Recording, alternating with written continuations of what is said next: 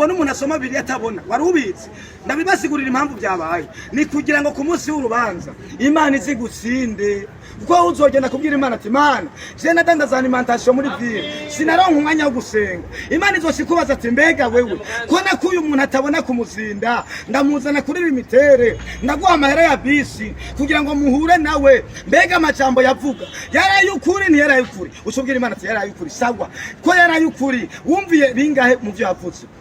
urumva ko uzocubura ico bishura kubera iki Imana yarungitse abakomeye murabatuka ngo ninzari bazanye ubu rero gutaturaba Imana ice gucumura kubera iki gikuru nuko kwihana asinje kwiyerekana ngo mubone ko ndumuhinga ko nize kaminuza no mutekinologiste oyaye itanguriro ry'ubwenge no kubaha Imana shaka kumenya icongereza umenye igifaransa ukore mu biro kanaka utazwi n'Imana byose ni busa manzi umenyekane mu Mana hamuronye itunga ry'isi uno mu Israel mukabasha uno munsi umwana w'umuntu uramugurira inyama ngo ni kubonane ukamuha inyama z'ibitunguru neza ziri ya kompanye ukamugurira ragu ejo asanze bagufashe niwe atangura kuvuga ngo kubitiyonga kandi waramugaburiye ugasanga umuntu wagaburiye wigishije amashuri niwe ariko gusutugura akakugaya kandi waramusuriye amashuri ibyo bihora biba ntibihora bibaga yemwe ndabeshega yemwe ibyo nibiba ugasanga utunze umuntu uramuguriye minervare uramwigishije ejo aronse imodoka akagutaka ivyombi kandi ari wamugaburiye akakubwira akakwandagaza mu bantu yuko atani cogeze mu marira abantu barahemuka Imana yonyene nidahemuka semena amena humuka bwira mugenzi wawe uti humuka mubwire mubwire humuke kuko abantu barahemuka ndakubwire hamwe wo kwizera isi wotana amarira gusa mugaba ni wizera Imana uzotana umunezero ndasubiramo kandi ni wizera isi uzokama mu marira ariko ni wizera Imana uzogira umunezero gusanzwe ariko nibanga ndabibi usomere rero Yohana 11 tunyarutse ari abakeneye gufata amabisi tunyarutse Jean chapitre 11 verset 1 Yohana 11 ku murongo wa mbere singurura Yohana 11 ku murongo wa mbere singurura wofise gatabo singurura tujanye Yohana 11 ku murongo wa mbere tunyarutse tugwakwanye kugira ngo dusengera abantu batahe Yohana 11 ku murongo wa mbere nsanzwe mba kumuzinda naje mba kumuzinda uva ngano kumuzinda ni imodoka zitatu urumva ubugombe bw'Imana sikuye nutumbereye hari naho usunguruka ndazi yuko hari abavuga butumwa benshi baza barondera amafaranga gusa mu bantu ari business gusa bagomba gukora kimwe gusa jewe business ya mbere nuko umenya Imana semena amena amen nayo ubundi amahera azohera ubutunzi buzohera ego guhezagira umuntu naco bitwaye mugabo narayemba bajwe n'umugore umwe yarayaje kumuzinda arahenda abantu ngo Imana yantumye ngo hari amafaranga ngo Imana yantumye akaza aratoza amahera mu bantu ku mabotike ngo yashirira abana bo mu bitaro ngo bagwaye ngo Imana yamutumye kumbara amafaranga aza kujya gusa urumvise tugezeko uwundi acaraza ngo umviriza nkuko nyene musengere ngaha ngo batabyara ngo nimwegere ngaha abatabyara mwese yagarara ngaha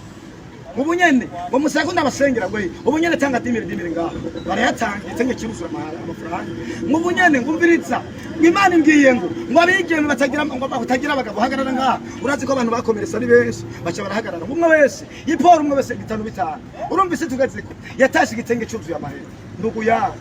n'ubworo nk'ingungu yuzuye amafaranga mugabo ya mafaranga akaba adaciye mu kuri shaka usinge batiki zohenuka ubake etaje zohenuka mugabo shaka uronye igihumbi giciye mu kuri ico gihumbi kizokubyarira umusaruro semena amena amen irife ko tuvugana kuri bene data ego umugisha sinda wansi mugo umugisha uciye mu guhenda abantu ni mubi uwo mugisha nacumara we nimba byakunaniye kuvuga ubutumwa reka abandi babikore basenga mukuri no mu mwema none wibaza Imana irinzi yahagurutsa abamugaye bavuga ubutumwa wibaza yuko mu bakomeye Imana itabonye yuko byayangana Imana igomba ice mu mpande zose kugira ngo ntazagire umuntu abwira Imana ati warandenganije wowe nyene witore nimba ubona wo kwihana wo kwinjira muri 2027 wihanye ihane kuko akamaze kuba Imana yamaze gutuma intumwa zayo ushaka rero wo kwihana ubutunzi wararondeye amafiri turagi kugomba muga nta mahoro wigeze uronka amahoro ni Yesu yatanga yonyene usenye nasoka idandaza amahoro atari Imana yonyene zire nta mahoro idandaza passion nta mahoro ariyo atari ku Mana honyene ndakunda amena semena amina amen reka dusome Yohana 11 ku murongo watoye abakene gusoma rero ukene kubiraba usome wegere uyu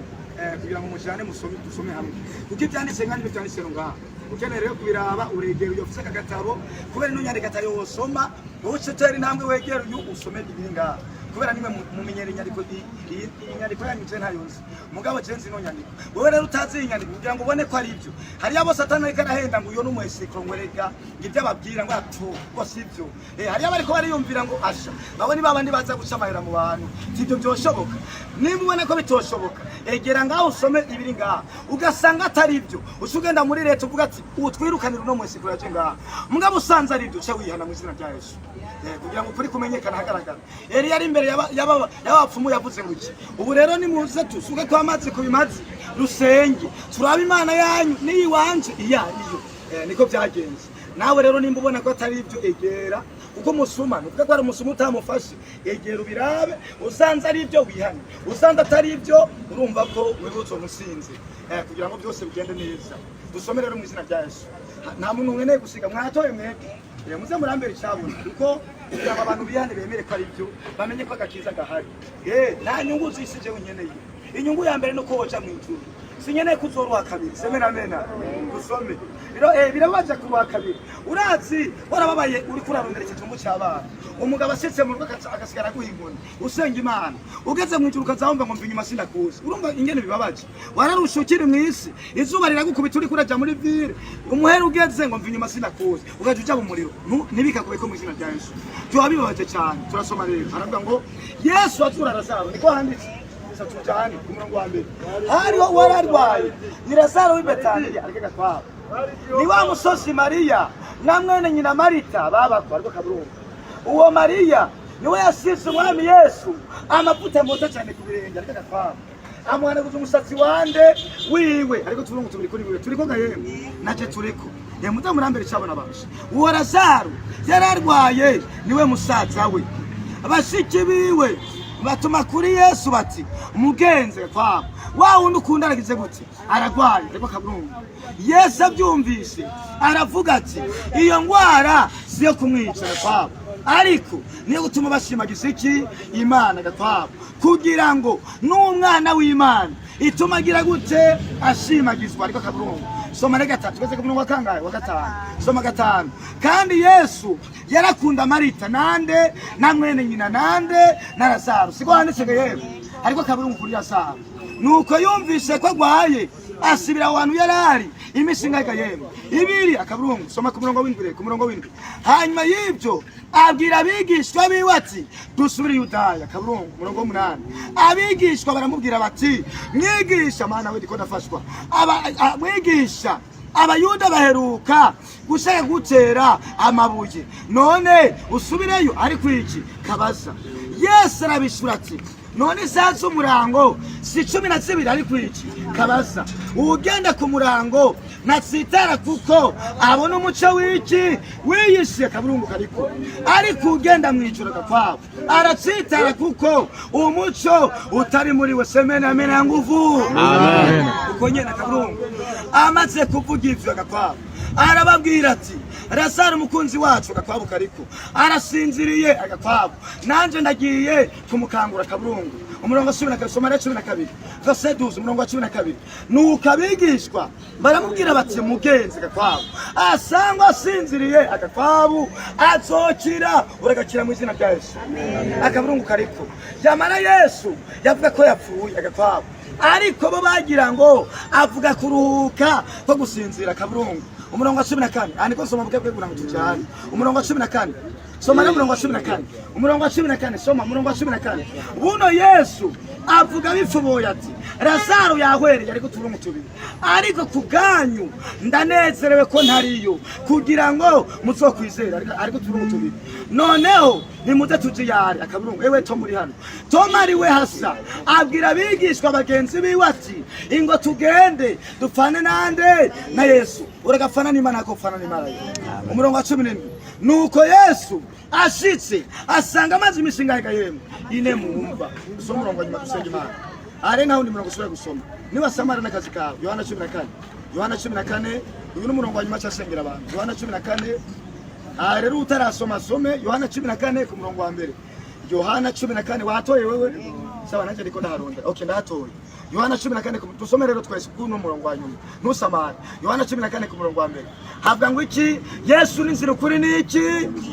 ku murongo wa mbere avuga ngo iki ntimuhagarike imitima yanyu agakwavu mwizere Imana ego agakwavu nanje munyizere ariko kaburungu siko kariko gaye muze murambere cyabona basha soma ku murongo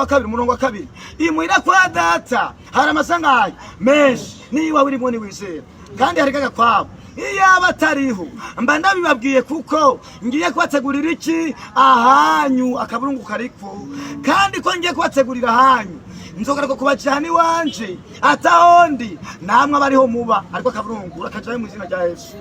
akazumara yo murongo wa 4 soma 4 kandi yonja muratsi inzira ijyayo akaburungu ewe Tom uri hano Tom aramubwira ati aho ni kuri 5 Tom aramubwira ati mugenza agakwabo ntituzi yuca agakwabo dushobora dute kumenya inzira ariko iki kabaza soma 6 soma 6 murongo wa 6 Yesu aramubwira ati Mana we nicewe nzira ukuri niki n'ubugingo ariko turongo turiko gayemwe naje turiko nawe usiga kudira nagize gute ndabasabye amashimeshe ku Mana Imana ribahezagire Imana batabare reka dusenge Imana ijambo ry'Imana rirarangiye nagomba dusenge Imana mwene data mbariza mugenza tuzire guziki mubaze kandi mubaze tuzire guziki akwishure mubaze nakofa guhamwishure hindukira nakofa gwareka kumutinya hindukira mubaze ati uzire guziki akwishure mubwira akwishure mubaze atuzire guziki mubaze ati kwihana bisabiki mubaze ati kwihana bisabiki mubarire yakwishure mubarire akwishure haleluya ni kuvuga bene data nonaha niwo kwihana gasha no kwizwa navuga birebire kwe manika muko dusenge Imana manika ibiganza dusenge Imana nacucera watsinzwe n'urubanza manika ibiganza dusenge Imana subiramwe n'ijwi rirenga ati Mwami Yesu ningufu Mwami Yesu marira ibyaha byanje ngirira imbabazi kwera uno mwanya nditahuye ko ndi umunyabyaha Mana yanje enda maramanya enda tsinzwe n'urubanza kwera uno mwanya ndasabye ikigongo ungirira imbabazi Satani yaramenze ndakora ibyaha sewe nibaza ko inosi izombumba ariko ndabonye yuko nazimiye Mana yanje ndazi gutameze nk'abantu ndakwinginze unyongera amahirwe ya nyuma yo kwitwa umwana wawe vuga ati mfuta mu gitabo cy'imanza unyandike mu gitabo cy'ubugingo guhera uno mwanya undungikire mwera azohora nyibutsa icyo narahiye imbere y'amaso yawe ndabisabye ndabyizeye mu izina rya Yesu Kristo umunyanazareti amashimeshe ku Mana yacu Mana nziza Mana